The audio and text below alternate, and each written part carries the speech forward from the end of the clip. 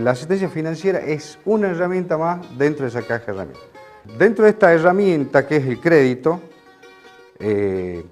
aparte de la del PRODERNOA y para el medio en el que ustedes van a trabajar, hay otras. El Ministerio de Trabajo está haciendo asistencia crediticia, desarrollo social también, en el caso de también con los municipios o con organizaciones directamente, también hace asistencia financiera para proyectos más o menos importantes. Dentro de lo que es la asistencia financiera del PRODERNOA, ya más precisamente, digamos que tenemos los criterios de elegibilidad. ¿Quiénes pueden ser clientes nuestros, para ponerlo de alguna manera? Pobladores rurales, obviamente que residan en el campo, desarrollen alguna actividad productiva, no necesariamente actividad primaria, puede ser de transformación, una transformación primaria, o sea, una pequeña agroindustria, o del sector servicio. El ciclo de proyectos en el PRODERNOA. Nosotros hacemos, ya sea a través del técnico, cuando hay técnicos que están trabajando en una zona, o de los productores mismos, de los interesados, cuando no hay un técnico, se ponen en contacto con nosotros y formulan una solicitud de asistencia técnica, que es como empezamos a trabajar. Hacemos una primera visita que se llama de promoción, donde explicamos los alcances del problema, se explican claramente quiénes y cómo y en qué condiciones son beneficiarios del programa. Una vez hecho esto, el técnico al que nosotros designamos para el grupo o ellos mismos eligen, formula lo que se llama un relevamiento de la situación del hogar beneficiario. Donde ahí está todo, digamos, el grado de instrucción, la composición familiar, digamos, el patrimonio que tiene, el patrimonio fundiario y el patrimonio en capital de trabajo. Están las actividades que realiza, lo cual está cuantificado a través de un ingreso que él percibe por la venta de sus productos y los costos que le demanda esa producción. Además de otros ingresos como puede ser un plan trabajar, por ejemplo, o una pensión de la abuela o remesas de dinero. Todo eso se cuantifica y eso tiene que estar por debajo de la línea de indigencia, las donaciones, y entre línea de indigencia y línea de pobreza, las asistencias reembolsables. Una vez hecho esto, se verifica perfil, que llamamos nosotros, verificamos perfil, y una vez que el grupo está constituido, el perfil verificado, se arma el proyecto. El técnico que nosotros le asignamos arma el proyecto en un software especial que viene para esto y se presenta. Se discute en la UPE, en la unidad provincial, y si estamos todos de acuerdo, elevamos con un informe al comité de crédito, que es la máxima instancia. El comité de crédito aprueba, o sea, la asistencia, cuánto, cómo se devuelve, en qué condiciones, etcétera, etcétera, etcétera. En el tema crédito, financiamos inversiones y capital de operación a las mismas tasas, al 7%, que es una tasa que viene impuesta ya por el manual operativo, por el programa, y que se devuelve los insumos, o sea, la operación, a los 12 meses, al año, salvo el producto que vos vendas demore más de un año en ponerse en el mercado. Las inversiones es todo lo que dura más de un ejercicio productivo, o sea, todo lo que es tractor, equipos de riego, galpones, corrales, mejora fundiaria, todo eso entra en lo que se llama inversión.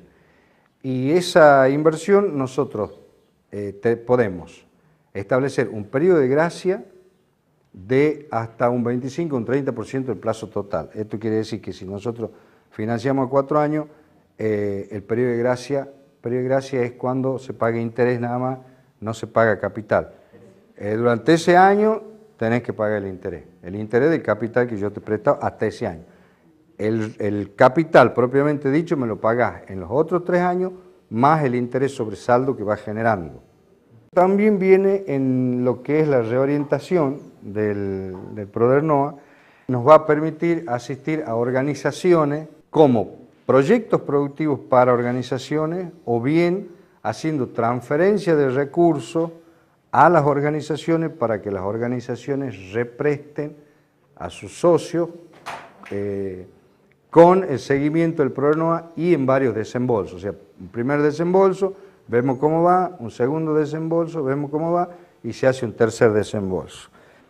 Otra de las líneas que se van a poner en vigencia a partir del año que viene es asistencia financiera para el primer emprendimiento, que va dirigido básicamente a jóvenes, asistencia financiera para proyectos comerciales. Bueno, yo no quiero cansar con muchas cosas técnicas, pero digamos, este segmento de entre 5 y 10 mil pesos anuales tendría la posibilidad, a partir de la reorientación, de que se subsidie parte de lo que son de lo que es la asistencia financiera para inversiones en hasta un 25%.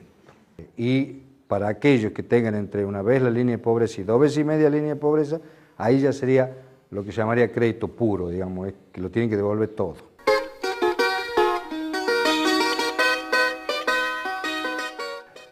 Les voy a contar un poquito y usando, digamos, un punto de encuentro, que es el lugar donde el técnico de terreno se encuentra con los productores, que es el lugar donde está el corazón de la manzana, digamos.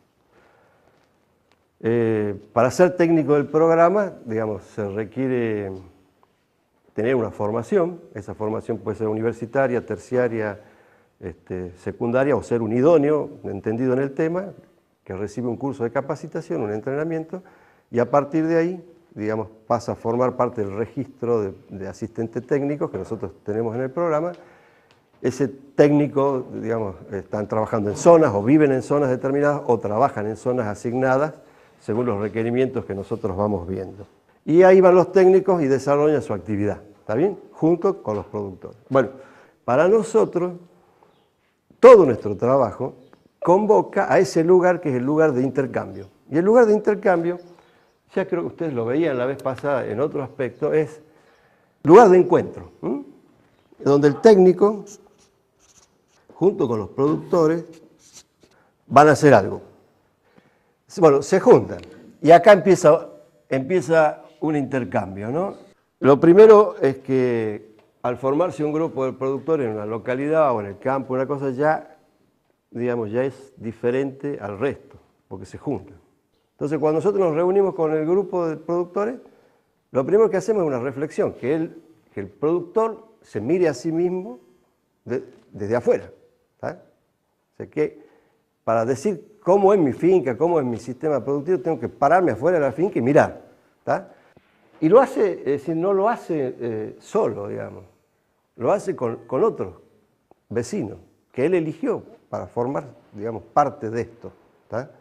Cuando hacemos el diagnóstico, también, aparte de los problemas de dentro de la finca, o de las fortalezas dentro de la finca, o las ganas de hacer cosas dentro de la finca, surgen, digamos, lo que hay a la vuelta, digamos, la vecindad, empezamos a identificar problemas que nos afectan, porque el camino está mal, que no llega el agua, que el agua está lejos, que el CAPS, que empiezan a aparecer otro montón de problemas que no solo hacen a sus particularidades como productores, sino lo hacen ya dentro de un marco más grande que es su pequeña comunidad o su comunidad más grande. ¿Está? Que en el tema de desarrollo no solo intervienen cuestiones económicas, sino que intervienen otra serie de cuestiones que son necesarias, porque si no hay crecimiento en algún aspecto, pero no hay desarrollo. ¿Está? Bueno, de acá, una vez que se hizo el diagnóstico, etcétera, se vieron todas las cosas, se trabajó la idea fuerte de que queremos hacer el camino, ahí vamos. Formulamos el proyecto. Es el proyecto que nosotros, como ProDernoa, vamos a financiar con los recursos financieros y vamos a ponerle un técnico que los va a acompañar durante un año de gestión. Y es la garantía que le da al Estado de que la plata está bien prestada, por lo menos en su intento, que es lo que es un proyecto, un intento, o decir, vamos a hacer eso. Digamos, nosotros hablamos de proyectos participativos, donde digamos, el productor tiene sus conocimientos y el técnico también tiene sus conocimientos y entre los dos van a armar algo que va a ser este proyecto que va a estar hecho de una manera participativa. Ahí hay un espacio muy interesante, digamos, porque es ahí donde ustedes, a partir de algunas necesidades que los productores quieren que ustedes les atiendan y las que ustedes verdaderamente saben que son más importantes, pero que las vamos a trabajar durante un año. ¿Tá? Entonces, eso tiene que aparecer en el proyecto. Tenemos que llegar a un acuerdo que sí es bueno atender el problema de que se ha muerto un corderito, y de que es bueno alambrar, pero también tenemos que atender otras cosas que son las que verdaderamente nos afectan, ¿está bien? No quiere decir que acá no haya que hacerlo, lo que es importante es que ustedes lo miren, como agentes de desarrollo ustedes tienen que mirar. Esas son las políticas públicas a las que nosotros nos debemos. El análisis nuestro no solo va a focalizarse en eso que es ganar o no ganar, resultados, eficiencia, economía. No, no es solo, es muy importante y es re bueno, pero nuestra mirada tiene que ser un poco más amplia. ¿Tá? Cuando uno va a trabajar, uno tiene que entender que uno tiene un ritmo y que la gente tiene otro ritmo. ¿Está bien? Y uno lo que tiene que hacer es tratar de compatibilizar con ellos sumarse un poquito al ritmo de uno y uno sumarse un poquito al ritmo de ellos. Y ahí empezamos a tener seguramente mejores canales de comunicación. Ustedes con estas capacitaciones lo que van haciendo es cargar en su mochila un montón de conocimientos, como decía. Nosotros, como somos un poco más viejos, hablamos de caja de herramientas, pero hoy ustedes llevan mochilas, digamos. Entonces, van a cargar en las mochilas un montón de conocimientos que los van a ir y los van a llevar. Y esos conocimientos pesan. ¿Por qué pesan? Porque sugieren compromisos, ¿está? Pero ustedes lo van a hacer con fundamentos, ¿eh? Lo van a hacer con fundamentos. Y lo importante es que esos fundamentos los van a acompañar toda la vida. Muy bien. Bueno, muchas gracias.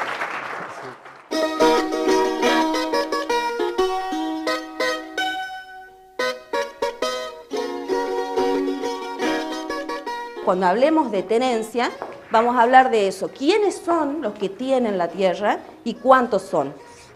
Y cuando hablemos de uso, vamos a hablar del destino, del para qué se usa la tierra. Con ese eje central de cómo dividir esos momentos históricos, de qué pasó con la tenencia, qué pasó con el uso. Y yo ahí encontré en un primer momento en donde vemos clarito el modelo de crecimiento, en donde las tierras fiscales se entregaban a los particulares y no le interesaba al Estado más que se produzca en esa tierra, se genere riqueza y se pueble el territorio. Y tenemos otro momento histórico de 1940 a 1976, en donde al Estado le empieza a interesar cómo, no solo que se produzca la tierra, sino cómo estaba distribuida, la distribución de la tierra entre los habitantes, que es el modelo de desarrollo. Pero antes de la colonia, ¿cómo era la tenencia? ¿A quién le pertenecía la tierra? A los aborígenes. ¿Y saben ustedes cómo veían ellos el uso de la tierra, la concepción que ellos tenían? Hay un profundo cambio de visión sobre quién la tiene, que era para todos, para ninguno dice, porque es como que se confunde, es de todos, es de ninguno, porque era comunitaria la propiedad. Es más, ni siquiera era propiedad de ellos. Y después vendría un cuarto momento, ya como para completar, que iría desde 1976 hasta la actualidad, porque empiezan a producirse ciertos cambios. Hay cambios muy importantes en esa fecha a nivel político, a nivel social, a nivel económico. Esa es la fecha de un golpe de Estado, ¿no? Si se instala con el neoliberalismo en lo político, en lo económico, la tierra también empieza a ser un bien de mercancía. Cuando se van produciendo esos cambios, vamos generando un proceso en el que nos encontramos, sobre todo en la década de los 90, en un proceso de no solo de concentración de la tierra, sino también de exclusión, de que hay personas que han quedado fuera del sistema.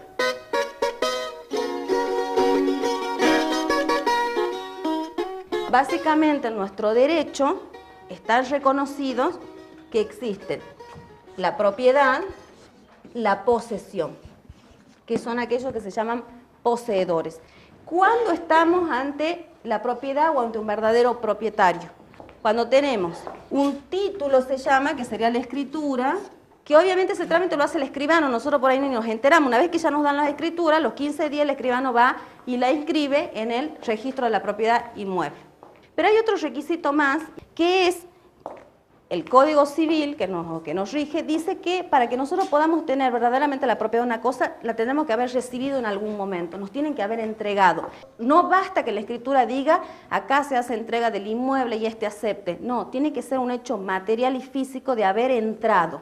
Cuando tengo una posesión, tengo el uso de esa tierra, tengo también la posibilidad de venderla, esa posesión, pero no puedo usarla, y de hecho sucede y es importante en el campo, no podemos usar esa tierra donde somos poseedores para ir a pedir un crédito, porque en esas posesiones no podemos ponerla no podemos constituir una hipoteca sobre esa tierra, hasta que podamos juntar 20 años, que es el periodo en el cual ya tenemos derecho a tenerla a la propiedad. Pasamos de ser poseedores a ser propietarios.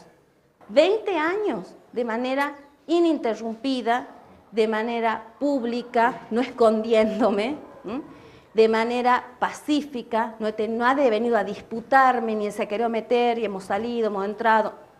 Entonces ya sabemos quién es el propietario y ya sabemos quién es el poseedor, pero hay algunos que se dicen que son poseedores, pero en realidad son tenedores. Tenedor es aquel que está en uso de la tierra, pero reconoce que otro es el dueño. No dice yo soy el dueño, sino dice otro es el dueño. De alguna manera reconoce que otro es el dueño. Y por eso ahí podemos encontrar al que arrienda. También hay propietarios que lo hacen caer al poseedor en un simple tenedor, haciéndole firmar un contrato en donde dice te arriendo por un año, te presto nomás por un año. Y eso es lo que hay que decirle a los productores que no firmen. Primero, junten todas las boletitas, las facturas que tienen. Y segundo, no firmen nada que le traiga un tercero al que no conozcan. No firmen nada. Casos muy diferentes está el tema de la propiedad comunitaria, que es diferente a la propiedad esta que hemos visto.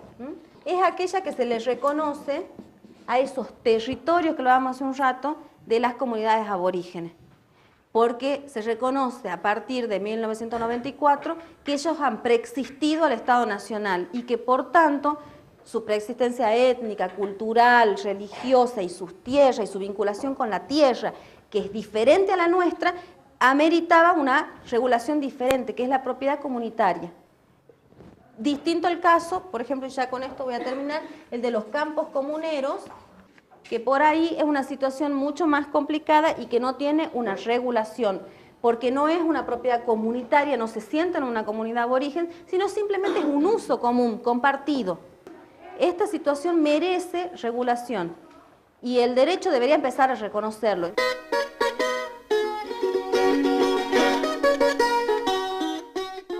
Yo siempre digo que el terror no une a la gente, somos individualistas natos. Y en eso es en lo que tienen que trabajar ustedes jóvenes que tienen la posibilidad de que si no nacieron con el don que da la vocación de servir, por lo menos aprendan a encontrar ese punto carismático para convencer a la gente que se una. Porque solamente cuando somos fuertes y estamos unidos vamos a poder cambiar algo en la historia de esta vida. La vida del campo no es sacrificada. Y esto se lo dice una persona que viene de no querer vivir. La vida del campo es lo más hermoso que se puede vivir, porque allí se recupera la libertad de no tener que depender de 20 pesos para comer cada día de la vida. Entonces, muchachos, adelante, pónganle fuerza, formen muchas organizaciones, expandan esta voluntad de vivir y de producir el campo por todos lados, porque eso nos va a salvar.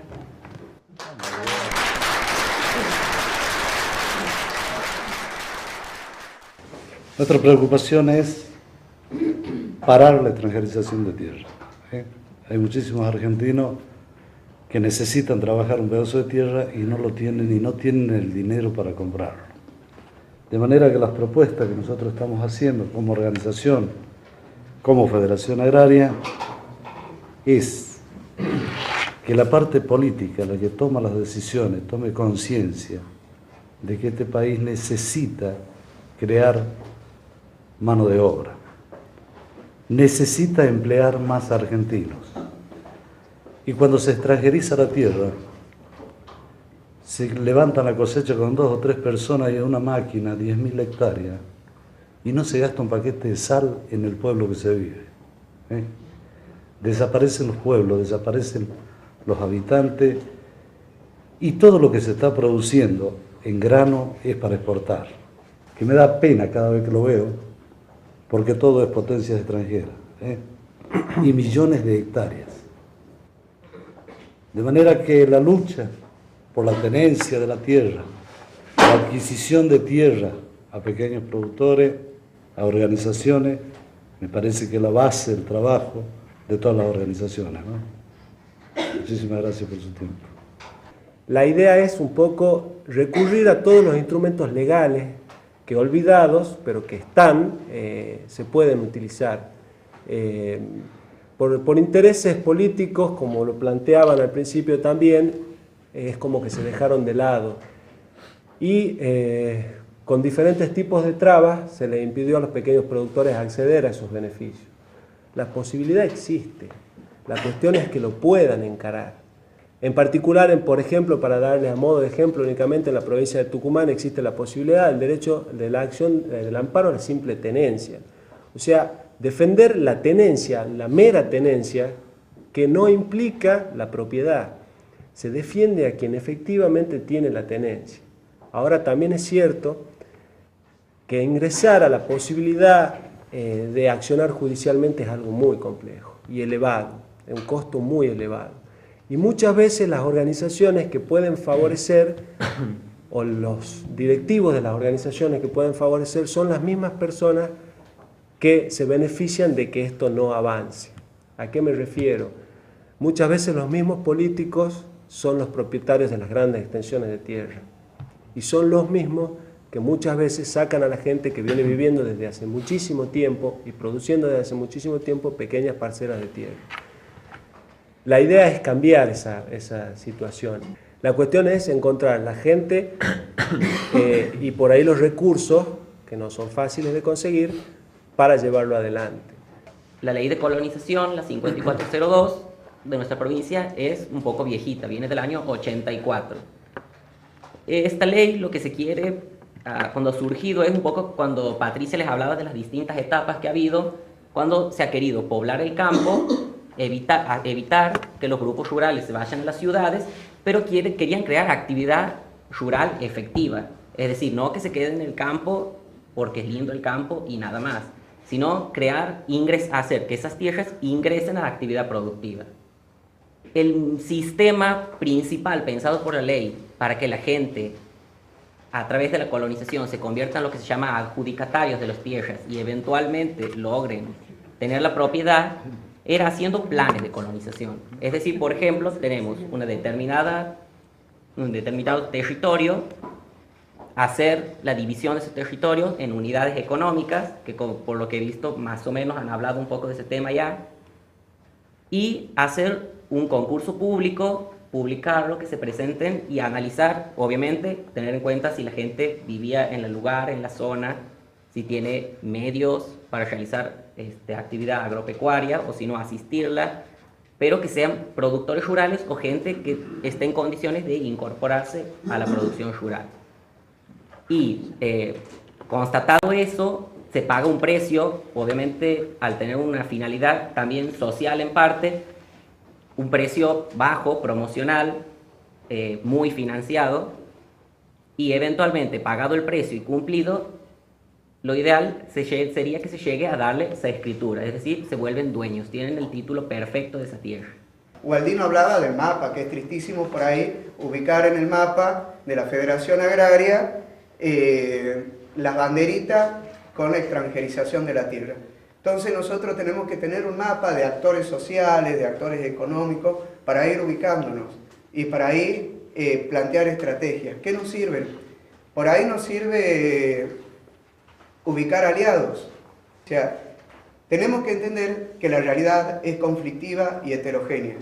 Y en esa realidad tenemos que actuar y tenemos que plantear políticas públicas y tenemos que ponernos de acuerdo, ¿no? Entonces, digamos, eso es muy importante de tener en cuenta, digamos, como cuando identificamos en el mapa con quién contamos. Y bueno, y también para identificar al enemigo.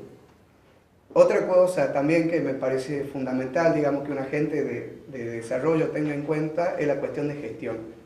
Es fundamental. Uno de los grandes pecados de las organizaciones sociales, también dentro de este purismo y de ser re buenos porque somos re sociales, mirá que no nos metemos en la gestión. Es mucho más fácil no meterse, estar en la vereda del frente y decir no, porque la gente que legislan la tierra en Santiago no hacen nada, que sentarse a la par y trabajar. Entonces, digamos, hay que disputar los lugares de poder.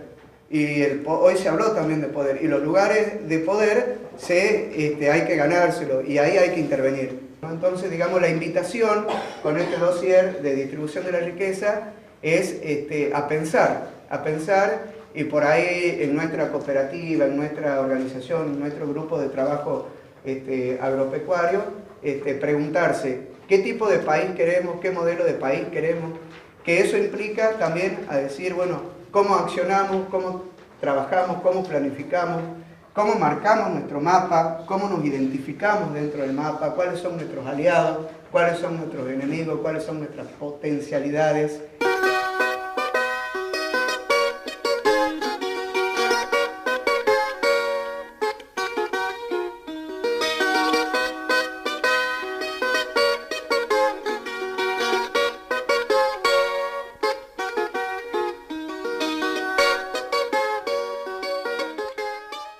Bueno, el problema en común de casi todos los chicos era la migración de jóvenes. De ahí sacamos las causas y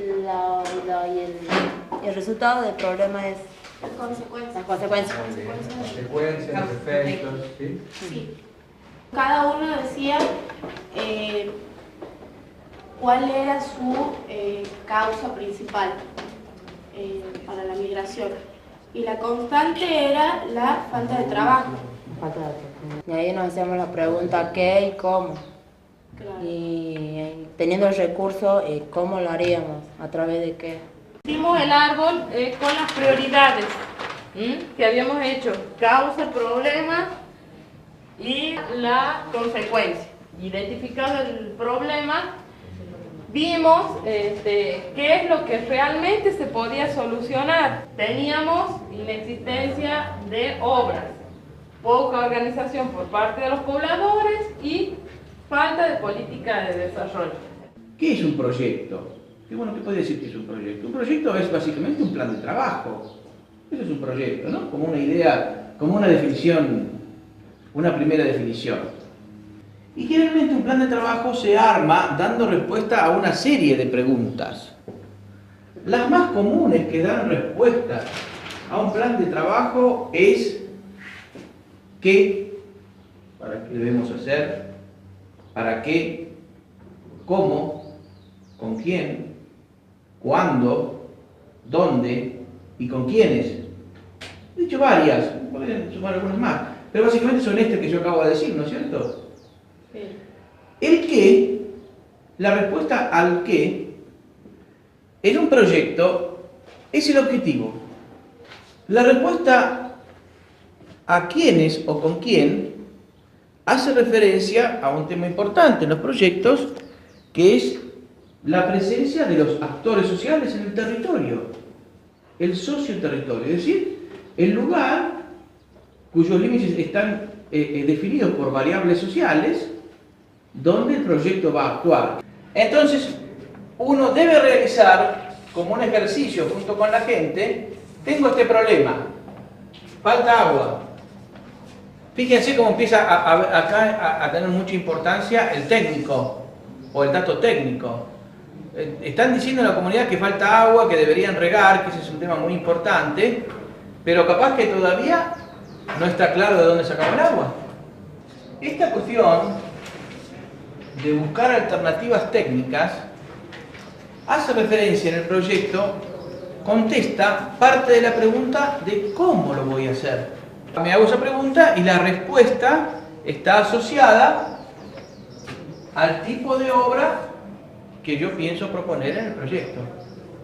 En la falta de políticas de desarrollo, que también surgió como un tema, Lo más probable es que a nivel del proyecto que estoy haciendo yo, tenga muy pocas posibilidades de definir esa cuestión, porque son cosas que se definen en el Parlamento Nacional o en la legislatura de la provincia.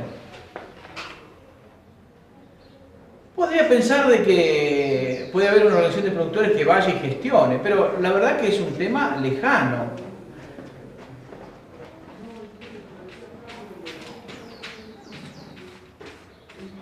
No forma parte de mi proyecto. Yo también puedo hacer eso.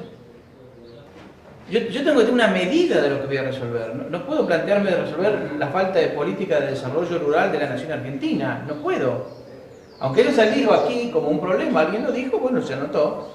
Pero la dimensión del problema es tan grande que no está en correspondencia con los recursos que yo puedo disponer. Otra cosa que puedo hacer aquí, fijar metas. Las metas son los objetivos cuantitativos. Si estos eran los objetivos, el qué, cualitativos, de calidad, es decir, voy a lograr que se abastezca agua, también puedo plantearme un objetivo cuantitativo, es decir, numérico. Numérico. Entonces las metas digo, una represa más una red de 10 kilómetros de acequias que abastecen a 15 familias. ¿Ven que le he puesto número al objetivo? Le he puesto números. Esta meta es muy importante porque para ustedes después, cuando venga la etapa después de la etapa de la formulación, viene la etapa de la ejecución, ¿no es cierto? Viene la etapa de la ejecución. Esta meta a ustedes les va a permitir tener un indicador. Es decir, cuando empiecen a ejecutar, esto les va a decir exactamente hasta dónde tienen que llegar. Después vienen las actividades. O sea, cuáles son aquellas cosas que me van a poder hacer cumplir con los objetivos. Con este objetivo específico. Por ejemplo, primero un censo de consumo. Después un relevamiento de las familias. Después un estudio de suelos. Es decir, ¿qué actividades tengo que hacer yo para poder cumplir con el objetivo que me propuse? Porque después, en cada caso, aquí conviene poner los responsables de esas actividades.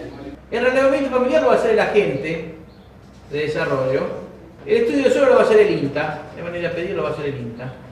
O sea, los responsables de esas actividades.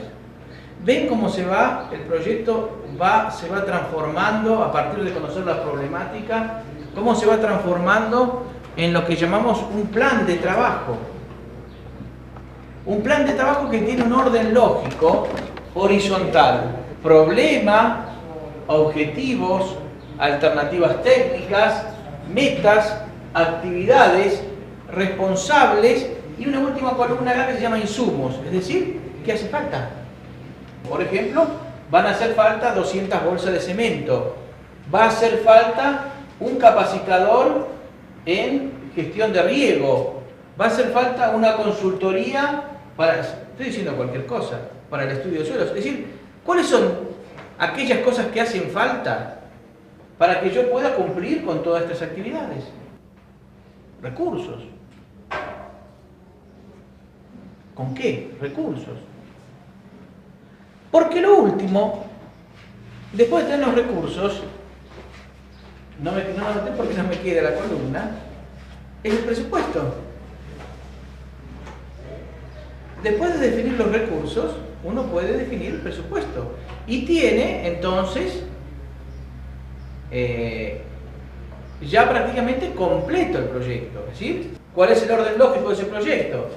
Que yo tengo los problemas, tengo los objetivos que dan respuesta a esos problemas, que cuento con alternativas técnicas para resolver ese tipo de obra, que tengo las metas, o sea, los objetivos cuantitativos, que tengo las actividades que tengo quiénes son responsables de esas actividades, que tengo los recursos que hacen falta para poder llevar adelante esas actividades y que tengo el presupuesto, es decir, el costo de todas esas actividades.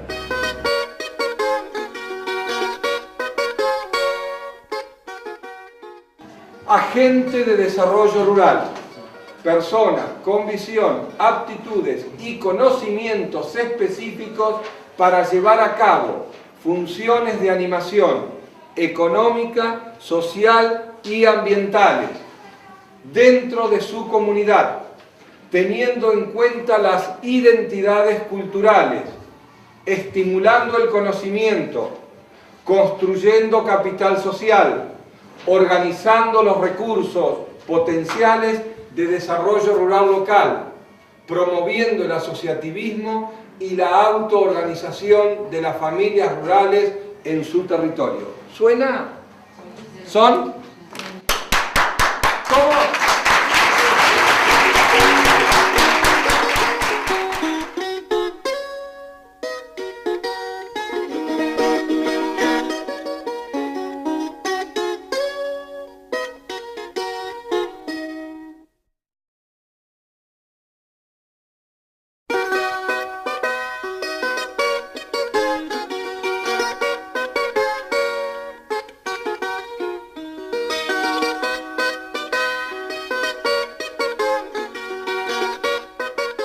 La asistencia financiera es una herramienta más dentro de esa caja de herramientas. Dentro de esta herramienta que es el crédito, aparte del PRODERNOA y para el medio en el que ustedes van a trabajar, hay otras. El Ministerio de Trabajo está haciendo asistencia crediticia, desarrollo social también, en el caso de también con los municipios o con organizaciones directamente, también hace asistencia financiera para proyectos más o menos importantes. Dentro del INIO que nosotros le asignamos, arma el proyecto en un software especial que viene para esto y se presenta. Se discute en la UPE, en la unidad provincial, y si estamos todos de acuerdo, elevamos con un informe al Comité de Crédito, que es la máxima instancia. El Comité de Crédito aprueba, o sea, la asistencia, cuánto, cómo se devuelve, en qué condiciones, etcétera, etcétera, etcétera. En el tema crédito, financiamos inversiones y capital de operación a las mismas tasas, al 7%, que es una tasa que viene impuesta ya por el manual operativo, por el programa, y que se devuelve los insumos, o sea, la operación, a los 12 meses. Patrimonio en capital de trabajo, están las actividades que realiza, lo cual está cuantificado a través de un ingreso que él percibe por la venta de sus productos y los costos que le demanda esa producción. Además de otros ingresos como puede ser un plan trabajar, por ejemplo, o una pensión de la abuela o remesas de dinero. Todo eso se cuantifica y eso tiene que estar por debajo de la línea de indigencia, las donaciones, y entre línea de indigencia y línea de pobreza las asistencias reembolsables. Una vez hecho esto, se verifica perfil, que llamamos nosotros, verificamos perfil, y una vez que el grupo está constituido, el perfil verificado, se arma el proyecto. Lo que es la asistencia financiera del PRODERNOA, ya más precisamente, digamos que tenemos los criterios de elegibilidad. ¿Quiénes pueden ser clientes nuestros, para ponerlo de alguna manera? Pobladores rurales, obviamente que residan en el campo, desarrollen alguna actividad productiva, no necesariamente actividad primaria, puede ser de transformación, una transformación primaria, o sea, una pequeña agroindustria, o del sector servicio. El ciclo de proyectos en el PRODERNOA. Nosotros hacemos, ya sea a través del técnico, cuando hay técnicos que están trabajando en una zona, o de los productores mismos, de los interesados, cuando no hay un técnico, se ponen en contacto con nosotros y formulan una solicitud de asistencia técnica, que es como empezamos a trabajar. Hacemos una primera visita que se llama de promoción, donde explicamos los alcances del problema, se explican claramente quiénes y cómo y en qué condiciones son beneficiarios del programa. Una vez hecho esto, el técnico al que nosotros designamos para el grupo o ellos mismos eligen, formula lo que se llama un relevamiento de la situación del hogar beneficiario. Donde ahí está todo, digamos, el grado de instrucción, la composición familiar, digamos, el patrimonio que tiene, el patrimonio fundiario y el patrimonio